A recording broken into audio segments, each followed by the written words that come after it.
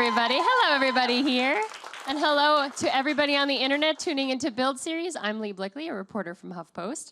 And today I'll be joined by the lovely Rowan Blanchard, who has a new book called Still Here that goes into a lot about what's it like to be a teenager today. But you can also kind of relate to it if you were a teenager 10 years ago, if you're a teenager now. It's super powerful. And she'll also be talking about the exciting new movie, A Wrinkle in Time, which I'm sure everybody here is super excited for. So we're going to toss to a trailer for that first, and then we'll talk about the book and other things coming up for Rowan. So let's check it out. Close your eyes. See with mine. You were a top student, but look at you now. You can't keep using your father's disappearance as an excuse to act out. Is that his work? What's it about? Their dad, he wanted to touch the stars. Imagine that the aunt here wants to get to her other hand. The quickest option is to walk across the street. But it turns out a straight line is not the shortest distance between 2 points. Not if you use the fifth dimension. It's outside of the rules we know of time and space. So the ant arrives in my hand instantaneously. So you fall to space. More likely wrinkle it. Where are we? We heard a cry out in the universe. I thought he was alive. We believe he is, and we're here to help you find him. We are in search of warriors. Warriors who serve the good and the light in the universe. You're kidding. Do I look like I'm kidding? A little. I'm not. I'm not. Your father's trapped by evil energy, It's too strong for our light. and the only one who can stop it is you. Be a warrior.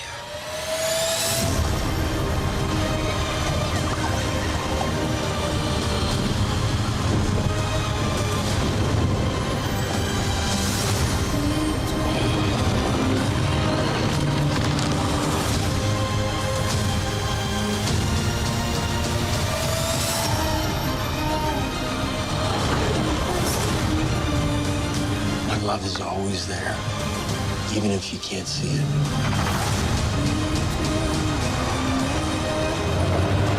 Do you trust me? I trust you!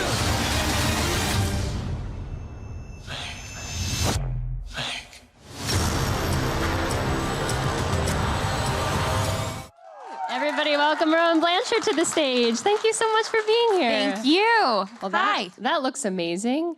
And your book, and you have so much going on. This must be such an exciting time for you. It's very surreal. I don't know. It feels very crazy. Everything's kind of happening at once, but yeah. But that's what makes it more fun, right? Yeah. I don't know. It's been nice. I've sort of had a while to process everything. I started working on the book 3 years ago. I worked on Wrinkle in Time almost a year and a half ago. So it's been a long time to sort of sit with it. But now everything's coming out, and that's awesome. I'm sure everybody here is looking forward to both of these awesome projects. So you've been in New York. I know that you've been at Fashion Week, and you're going to the Calvin Klein collection? Yeah. I am in New York, and I've been here since Wednesday. And I usually only get to go here for a day or so, so it's nice to sort of come here for a week. I'm here until Wednesday. And then I go to the Calvin Klein show tomorrow, which I'm really excited about because my friends are going to be there. So. Have you been to Fashion Week before? What's it like? Yeah.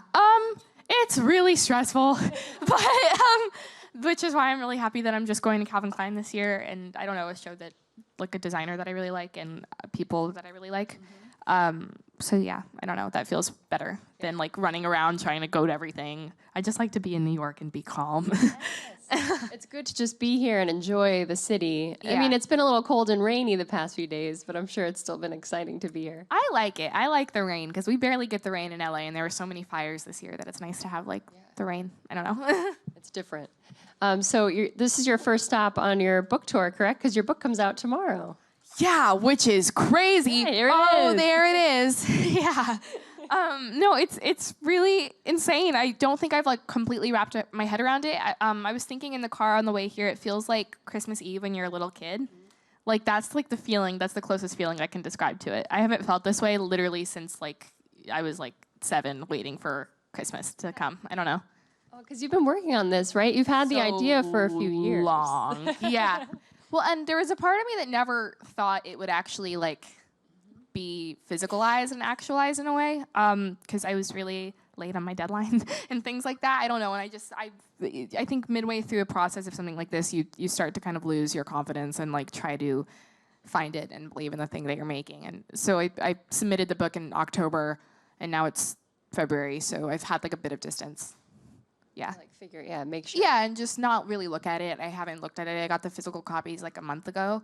And that was like, I was expecting it to be kind of shocking, but it like wasn't. I don't know. I think it's gonna be shocking tomorrow. Like I'm planning on just like quietly walking incognito tomorrow to a bookstore and just like looking at it.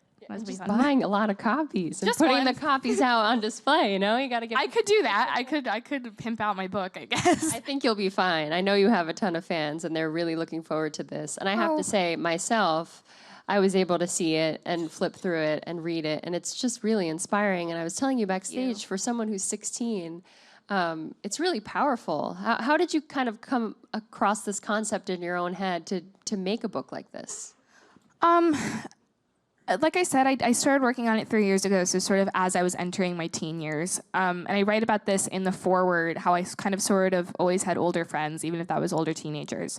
So I was always sort of watching what teenagehood was like through their eyes, and how, I don't know, it seemed just like this mysterious illusion that like you wait for your entire life, and then all of a sudden you're a teenager and you just have to kind of figure it out, and it's not like a movie, and it's not like the songs, and it's like you're trying to, I don't know, because so much of, I think teenagehood is based so much in the images that we have of being a teenager, so we expect it to be something that's really powerful and surreal, and I think there are moments of that, but it's mostly moments of waiting and of kind of thinking and being alone and being really introspective, or at least that's been my experience and the experience of the people who have kind of contributed.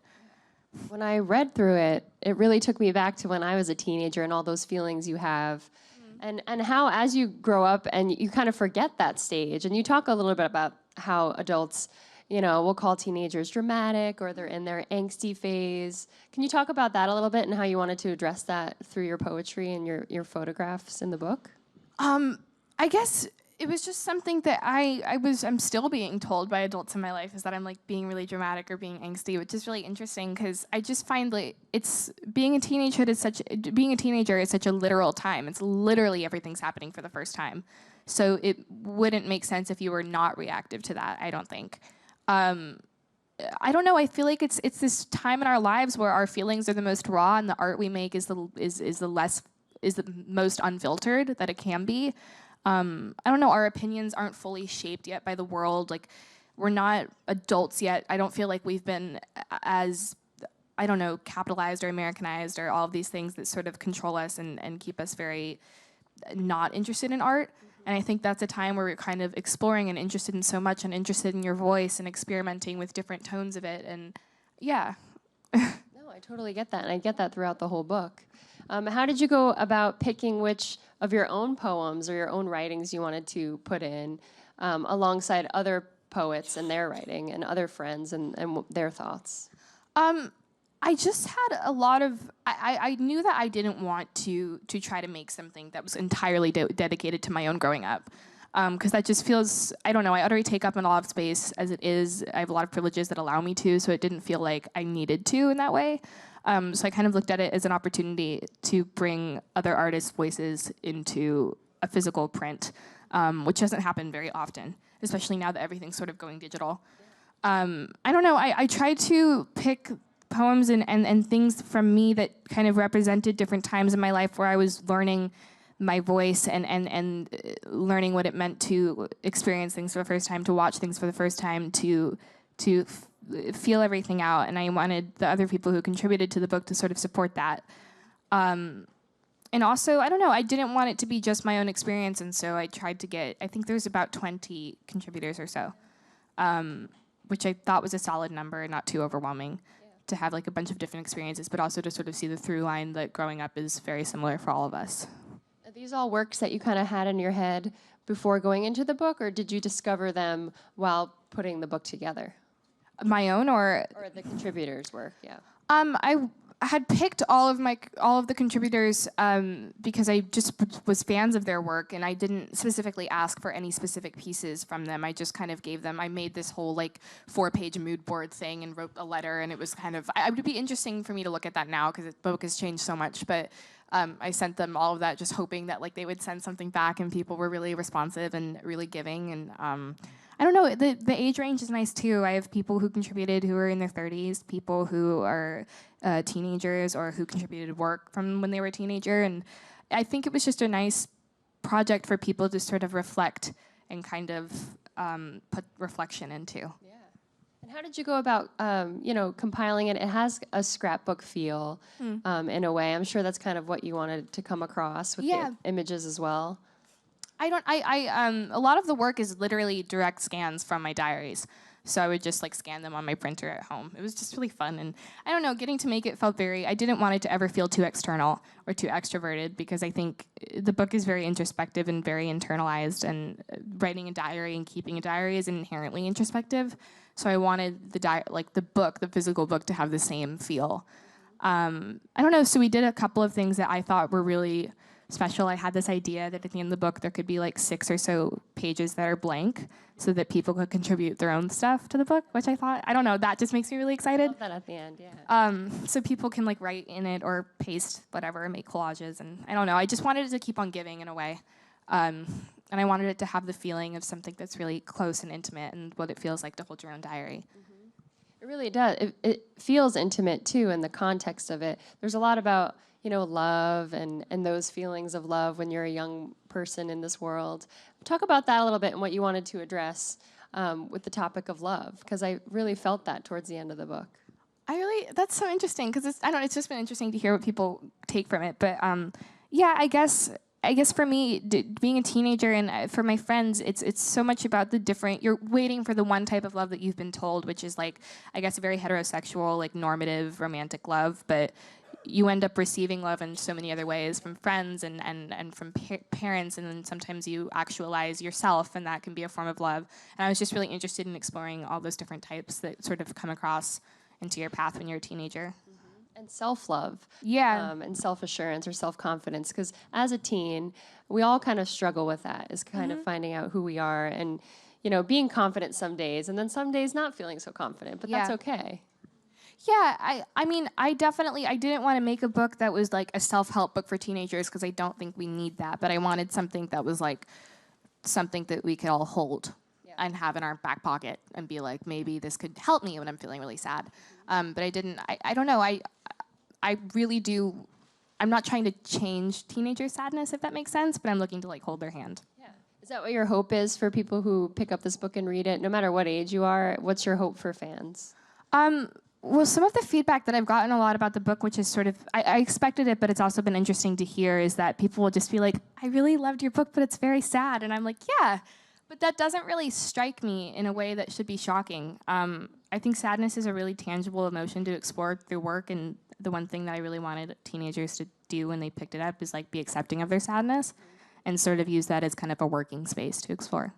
And it's been like a few months or a year now of sadness around the world. I mean, what we've all been through, and just with the election or the allegations coming out of Hollywood, you've been a really strong voice for your generation. Thank you. And I'm always impressed by you. A lot of people are. Thanks. How did you go about discovering that voice within yourself and kind of projecting it out into the world where people can listen to you and hear your words and feel better about their own lives? Gosh. I would like to also say that the book is somewhat of my thank you gift to all the teenagers who taught me about feminism and activism and all of these things that I would not have had access to without them explaining it to me over Tumblr and stuff. That's where I got my voice, was through the internet and through other teenagers making it okay to speak up. I definitely didn't receive that information from adults or from school or anything. So it was from teenagers who were like, you can speak out, and here's what this word means, and here's what this word means, and we're going to engage in conversations. And that made me feel like I had an accessible point into that. Yeah. And what does it mean to you that you're kind of relaying that back to other teenagers who are now looking to you for advice or inspiration? I mean, I definitely think it's a mutual relationship, which takes the pressure off of me, I guess, to perform in like a way that's a role model or whatever. I do look at it as like the people who follow me, I'm engaging in conversations with them, not at them. And I don't know if that's served me good because I think people want to be involved in conversations and not just told what to do. Yeah. Do you find that as a public figure, as an actress who's doing a little writing now too and becoming an author, is there that pressure to you have this platform, so there's more pressure to use your voice in a way? Yeah, of course. I mean, having any followers or any sort of public audience when you're young and growing up and don't have it figured out is inherently really overwhelming. But I have felt really lucky that I've been able to sort of take that energy and make really personal and introspective projects like this one, rather than kind of make it all very outward. I don't know. I wanted to feel like I don't want to ever feel the pressure of like having to be a role model or whatever. But obviously that exists, but I definitely wanted that to be more of a mutual relationship between me and my audience rather than me just at them. Yeah. And I, of course, want to talk about your on-screen career, which has been really flourishing. So you had Girl Meets World. Can you talk about that experience and what that meant for you, the 4 years there, and what it kind of, meant for you going forward and what you hope to have in your career? I've been homeschooled since the 6th grade, so I always say that Girl Meets World was like my high school experience or whatever I can have access to, because it was 4 years with the same people every day. And it was, I don't know, it was like we had our own little microcosm of the world and it existed just there. And it was like summer camp in a way. It was like training camp for the rest of the world. I don't know, that experience was really grateful. It was in my really formative years. I started working on this when I was on Girl Meets World, so it's kind of it all goes full circle, yeah. And now you went from that, you have the Goldbergs and other roles, but you're in A Wrinkle in Time, which is such a big deal. We're all so looking forward to this movie. Talk about the casting process and how you got involved in this powerful project. So obviously Ava DuVernay directed it, Queen, and like literal goddess sent from heaven. But so I was like a really, really big fan of hers, obviously. And we followed each other on Twitter, and she followed me back, and I was like, oh my God.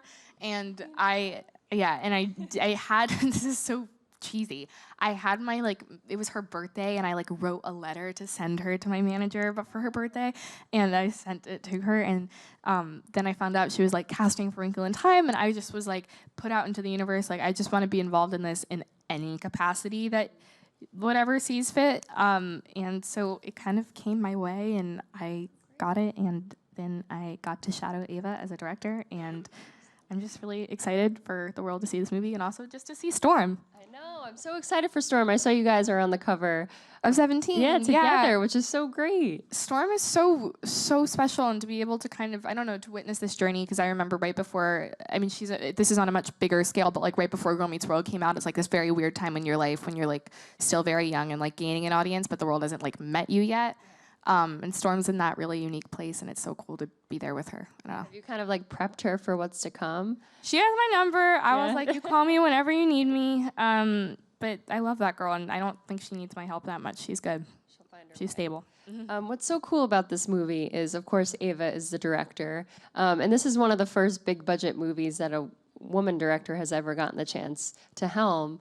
What did it mean to you to be on a set where a woman was in charge? And especially, like I said, a big budget movie like this.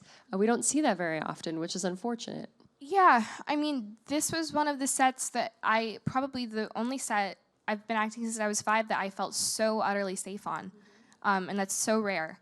I know there's so many women of color that are in charge. She brings so many people up with her, and it's not just Ava being the token director. There's she brings in a woman script supervisor and all of these people that she brings up with her. She's very much like Shine Theory. She's bringing people up, and there's something just inherently safer about being on sets that have people of color and involve women more. It's just literally a safer, more inclusive set. And being able to be there, I was really grateful. And just getting to shadow and learn from everybody just felt really overwhelmingly giving. And yeah. Could you see yourself being a director one day or writing a script? Yeah, that's why I direct. That's why I shadowed her. So cool. Because I want to direct and write. That's my dream. Amazing. What would be a dream project for you? Do you have a favorite book that you would love to turn into a movie? Oh, gosh. I don't know if there's like one specific book, but I just love making things and like I love watching movies. Even though I'm like a film buff, I just love movies so much. So yeah. There's no one better to shadow than Ava, right? I'm very lucky. Or Oprah. Like you have Oprah there too. Oh my God, I didn't get to meet her. Can we talk about the other queen? Oh, you didn't get to meet her. No, but she was on set and like just knowing she was there was like very overwhelming, like physically. And I saw her trailer and it's just so overwhelming. Like I walked past and it was just like knowing she's in there is very like surreal. And I think I stopped breathing, but it's like good. I'm fine now. That's awesome. I mean, Reese too and Mindy. Did you get to see any of them or meet any of them? I know Reese did your 17 interview, right? Yeah, I've known Reese for a second now. I didn't get to meet Mindy, but I really, really want to. And yeah. Because you're friends with Ava, right? Philippi, who's Reese's daughter. Yeah. That's cool. What's that like being sort of a part of Reese's world in a different way, which is being friends with her daughter? I mean, Ava's just a teenage girl to me. So I don't know. I don't really think of it like she's Reese's daughter. She's just a really amazing person that's come into my life recently who's been really supportive of a lot of the things I do. So, yeah. I love that. Sisterhood. You mentioned that shine theory. Yeah. Do you guys all know? I want you to explain the shine theory because I love it so much. Basically, shine theory is when you sort of bring other women up with you or other people, other femme people that you sort of reflect your light off of, then that only makes the light shine brighter. Kind of like this poster right now with all the it is like shine theory. I mean, look at you, Reese, Oprah, Mindy Kaling, Storm. Do you think fans are gonna love A Wrinkle in Time? Have you seen it yet? I've only seen my clips when I went in for ADR, but I'm really excited to see it finalized. The only people who have seen it are Oprah and Ava, I think. Oh, the queens have seen it, guys. That's it. Yeah. Before I toss it to the audience, though, I do want to know a little bit more about your character because you were excited to take this on because it's different than anything you've played before. I play Meg's bully. Yeah, bully. Yeah, I played Meg Murray's bully. I know I sort of represent like an ongoing theme throughout the film that I think people will quickly pick up on. But it was just interesting to sort of play this antithesis of my character on Girl Meets World because Wrinkle in Time was the first job I did right after wrapping Girl Meets World permanently. So. Always good to switch it up, you find, yeah. For sure. Well, I want to open it up to some audience questions. I'm sure everybody's excited to ask questions. Here we go. Hi, how are you? Hi, how are you? Good. Good. I wanted to know what your favorite movie is of all time. Oh. That is such a good question. And I cannot even answer that because there are so many. Okay. It's gotta be a musical now, right? Well, one of my favorite films is Punch Drunk Love. Okay. And one of my other favorite films is 2001: A Space Odyssey, Harold and Maude, and I'm a sucker for Amelie. That's just a fun, sweet movie. You know? That movie makes you happy. Yes. Those are all good movies. Those are just on the top of my head. Who's next? Here we go. Hello. Hi. This is my cousin. She loves you. She drew Hi. for you. Did you make that painting? Oh, marker. Yeah. That's even cooler. Hi. Thank you for making that. This is her question because she's afraid. Okay. She wants to know what's it like to there with you. transition from acting to writing. Oh, thank you for your question. Well, I don't know. Part of the reason I think making the book was pretty natural for me was because I had been writing during the process of Girl Meets World and during the process of my whole life. So writing almost felt more natural than acting for me. But this is just the first time I guess I've shared it publicly. But I've written for other things before, but this is the first time where I sort of compiled it. Yeah. Thank you. Who's next right here? Hi. I was wondering, who inspires you most, like, music-wise? Music-wise? Yeah. You know what album I've been listening to a lot lately, and just like as a writer, like that, the writing on this album is so insane, is the Perfume Genius album, No Shape. That album is so crazy and so inspiring. I recommend that to everyone. Other than that, like just writing-wise and everything-wise, Frank Ocean, you just like, wow. Yeah. Thank you for existing. Thank you. All right, we have time for one more. Hi, Young Spiral.